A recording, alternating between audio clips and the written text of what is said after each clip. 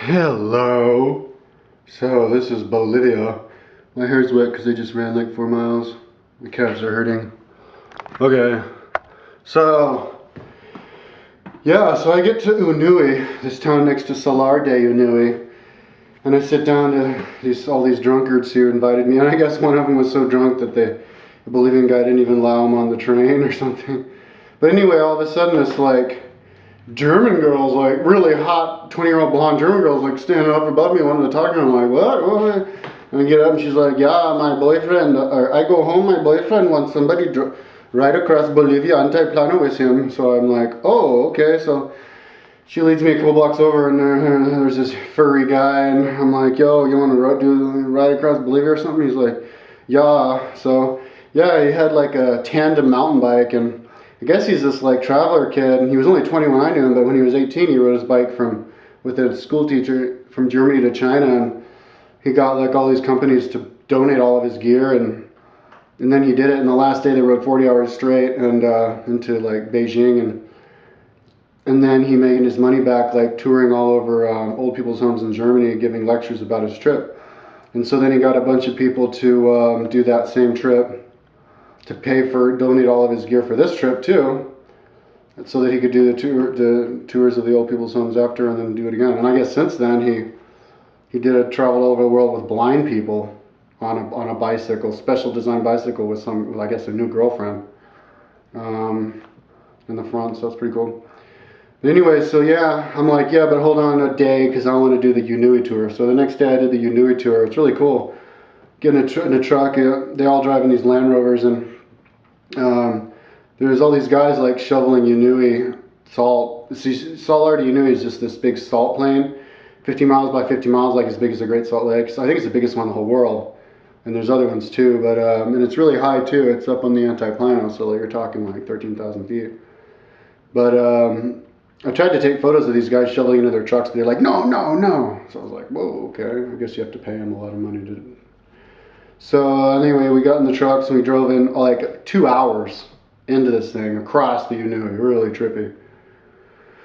And they kind of had to kind of swerve a little bit because there's lots of like holes of water where the people come and dig out the salt, and then it fills up with water. But yeah, there's this like island in the middle of the Salar de Yunui.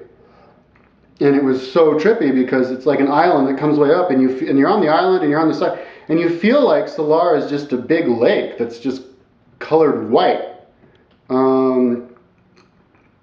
And like, when you walk down to where the Salar is, that would be like the ocean, and so you're at the beach. But then instead of swimming, you get to walk on top of the white ocean.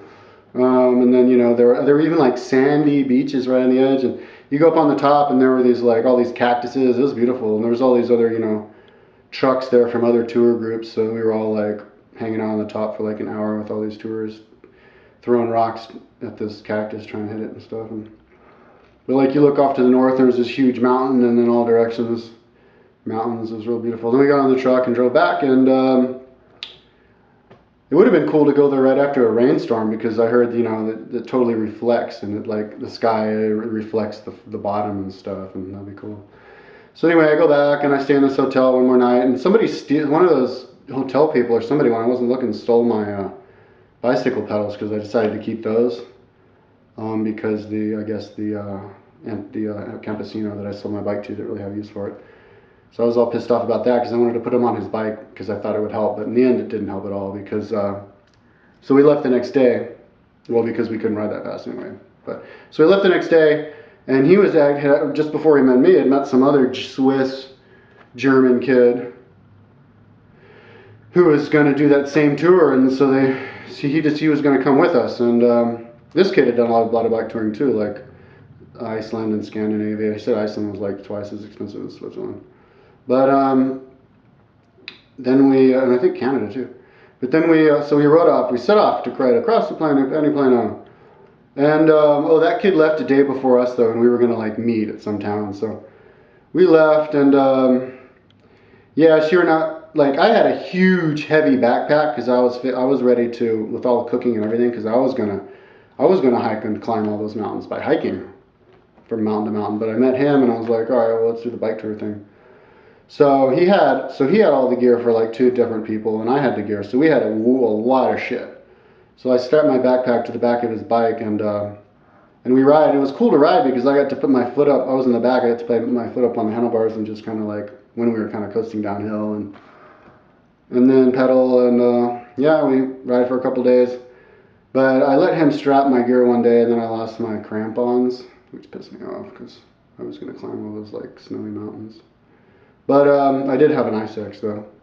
But like, so then we hike, and then we meet this other kid in some town, and every town we got to where the Indians are, they were all, you know, very excited about seeing us, and I would like perform for them, you know. If you dance, they all think that's really funny, so I'd like dance around, you know. And one town was interesting because it had like a church there, and kind of don't really remember the details a lot of that trip, but we'd stop and make fires, and it was fun. Then we got to this one place where we like went higher up, kind of climbed a little bit, but we actually got a ride with these people in a truck. And they were going up there to in this big truck to cut away these lichen stuff that grows on rocks, and then to sell it to the other Indians down there to use as like firewood. But the problem was these lichen things take like hundreds of years to grow, and I guess they didn't really care or know about that, but I didn't say anything to them. And yeah, so then we decided to, the German kid was going to stay back with our gear and kind of watch it, and me and the other Swiss guy decided to go and climb this one mountain. I can't remember what it's called, but it's like a 5,800 meter mountain, and we could see Salar de Yunui from the top of it and somewhere else, and I got to glissade down the side of it. It was fun because I had my ice axe.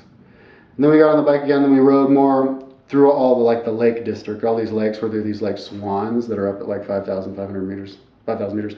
Yeah, because then we went up higher over to where it's like sandy, and we were at like 5,000 meters to this like, and we went to this one place that was like this, it's famous, it's like this rock that's shaped like a tree, and we climbed to the top of that, and we all camped out one night, and when we got up, it had snowed, and there was like snow everywhere, and we're at like 5,500 meters. It was really trippy, and we were riding across, and like we kind of had, you know, we didn't, it was funny because this German kid I was with was like totally shameless. He would, there's lots of tourist trucks all in Range Rovers come up, and he would always be like,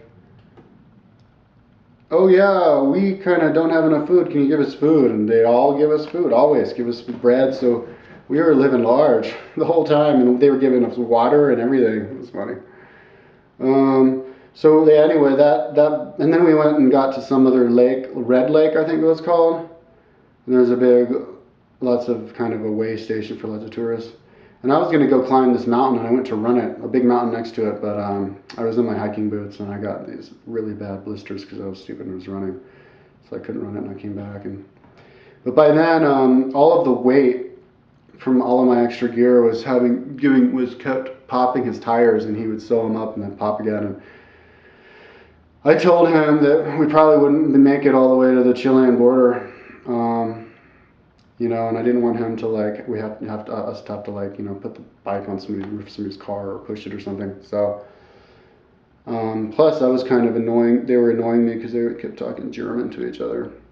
So he was like, all right, yeah, you can stay here and then just figure out a way to get a ride with one of these trucks or hike or something. So I let them go, and I ended up getting a ride with their truck. I don't know why I didn't hike. I should have just hiked myself the rest of the way, climbing mountains and stuff, because I had all the gear. I don't know why I did that, but I was just, I guess, too lazy, even though I wasn't smoking weed anymore, thank God. So yeah, I got a ride, and there were these hot springs. One of those lakes were hot springs, so we actually, you know, stripped down and soaked in those for a little bit. That was cool, like 5,000 meters. Oh, but that was after we went over this big pass. It's like a 5,000 meter pass, or 5,500 or something. And there was this like Old Faithful geyser up in and it's just like, you know, like sand everywhere. But like every 15 minutes, and we'd stay and wait for it, it'd just go like 30 feet high of water and then stop, kind of like Faithful. And then there was this, right next to that, there was this area of all these like bubbling mud everywhere. It was wild. And then we went down, then there was this other big lake that was really windy, and a big mountain that it was like 5,900 meters, and it didn't look very big because we were already at like 5,000 meters. But then I took a bus down into Chile, which went way down the antiplano, way down. What an amazing ride. And then if you look at it from the Chilean town, I can't remember what it's called, the mountain looked huge. It was crazy. So I hung out in that town for a couple of days. It was a really quaint town. There was like dirt roads everywhere. But I was in Chile now, so it was cool to be in a new town. New people. And, oops, I guess that's Chile though.